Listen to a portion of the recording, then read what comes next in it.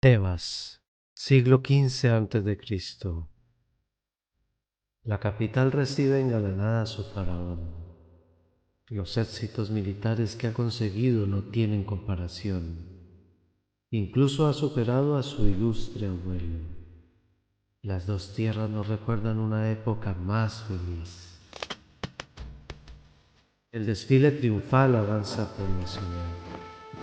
El faraón subido en su carro bañado en oro parece el mismísimo Ra encarnado. Detrás de él caminan sus generales, soldados y una larga caravana de riquezas traídas de Oriente y cientos de enemigos capturados con cadenas de oro atadas a su cuello.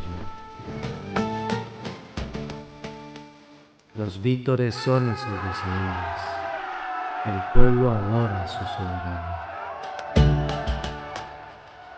Sobre las paredes del gran templo de Karnak ha dejado muestra de sus victorias, haciéndose grabar sobre la piedra, agarrando por los cabellos a los enemigos vencidos.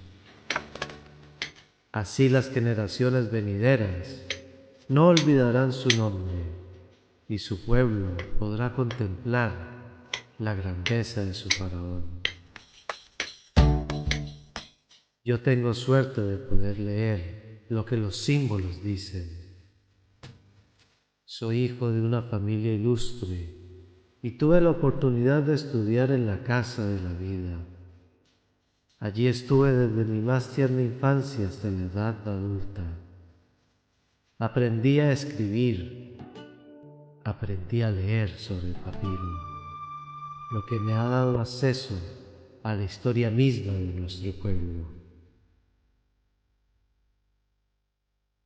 Por eso sé que antes que Tutmosis hubieron otros, que caminaron por estas mismas calles, que fueron celebrados como él, que cabalgaron por las arenas del desierto y que recorrieron con sus carros el fango que deja las crecidas del río sagrado.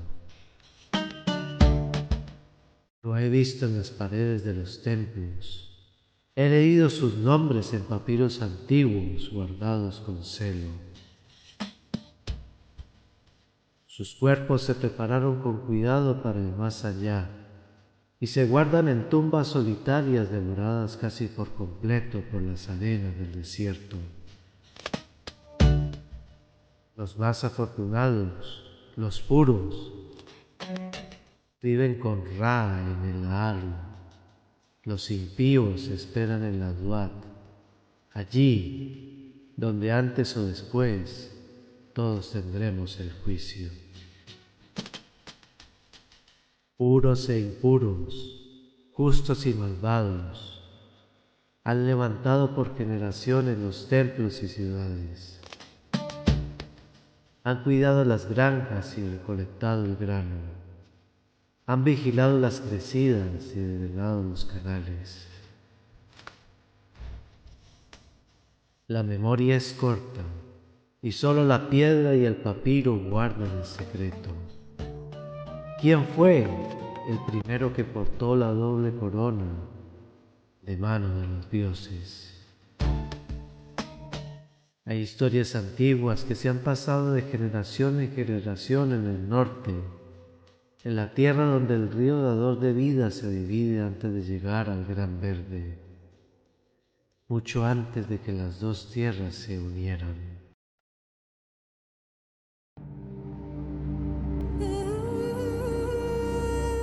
Se puede decir que la historia de Egipto empieza con una guerra entre dos reinos del delta del Nilo, la tierra donde el río desemboca en el mar Mediterráneo. El reino de la abeja con capital en Busiris y el del junco con capital en Buto. El reino de la abeja se alzó con la victoria, lo que supuso la unificación del delta que más adelante se conocería como el Bajo Egipto.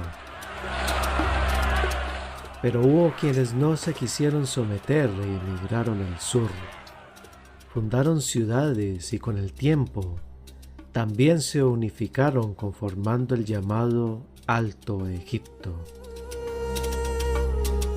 Con esto tenemos las dos tierras que formaron el reino de los faraones. Pero la historia en el Valle del Nilo empezó mucho más atrás. La presencia humana en esta tierra está documentada desde al menos el 12.000 a.C. Eran cazadores nómadas. Después, hacia el 5200, llegó una oleada de pobladores que trajo consigo conocimientos avanzados, como el cultivo de granjas y el cuidado de ganado. Se establecieron en el oasis de El Fayum. Hacia el 4000 surge la cultura de Nagada o Nakada, donde aparecen las primeras muestras de cerámica y se construyen casas permanentes. Ya por esta época era corriente la creencia en el más allá, pues se han encontrado restos humanos acompañados con comida y utensilios. Hacia el 3600 surge lo que se ha denominado como Nagada II, una evolución de la anterior. Aquí aparecen las primeras ciudades-estado y los primeros signos de lo que será la escritura jeroglífica. También se crearon los primeros canales de irrigación para controlar y aprovechar las crecidas del Nilo. Aquí los egipcios abandonan la organización tribal y se empiezan a agrupar en territorios administrativos que más adelante serían conocidos como nomos.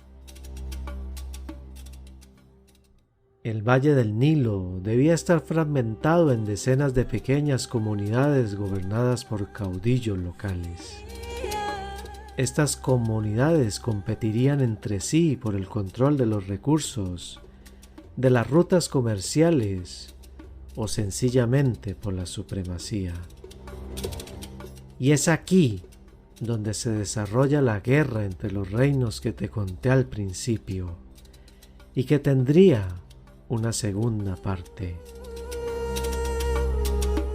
En el sur, posiblemente hubo una rivalidad entre Hieracómpolis y Nagada Ombos por la supremacía del Alto Egipto, aunque fue un tercer actor el que se llevó el triunfo: Tinis Ávidos.